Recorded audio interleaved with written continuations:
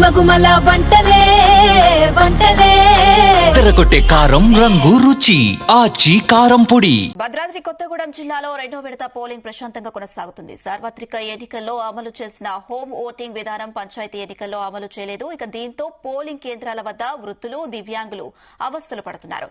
అశ్వారావుపేట నియోజకవర్గంలో MLA Adinarayana vote వేశారు. ఇక సొంత నియోజకవర్గమైన కొత్తగూడెంలో CPM MLA Kunamneni Sambasivarao vote వేశారు. ఎలాంటి హింసకు తావు లేకుండా పోలింగ్ ప్రశాంతంగా జరగాలని ఆకాంక్షించారు. ప్రజల తమ ఓటు హక్కును వినియోగించుకోవాలని పిలుపునిచ్చారు.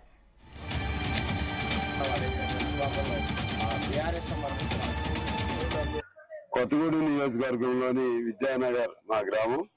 ఈరోజు నా ఓటుని ఇక్కడ ఓటుని వేసి ఓటు అర్థం ప్రజలందరికీ ప్రయోజనం అనే ఒక స్లోగన్ తో ఓటు వేయటం జరిగింది.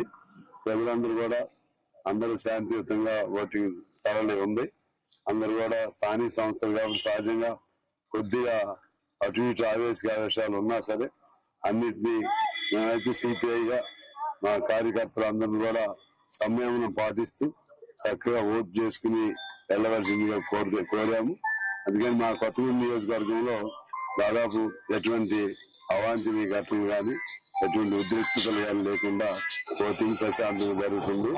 ఓటర్లు అందరూ కూడా 1 గంట వరకే సమయం ఉంది కాబట్టి ఆ 1 గంటలోపు వచ్చి అందరూ తమ ఓటుని వినియోగించుకోవాల్సిందిగా కోరుతా ఉన్నాం. గుమగుమల వంటలే వంటలే తెరకొట్టే కారం రంగు రుచి ఆచి కారం పొడి.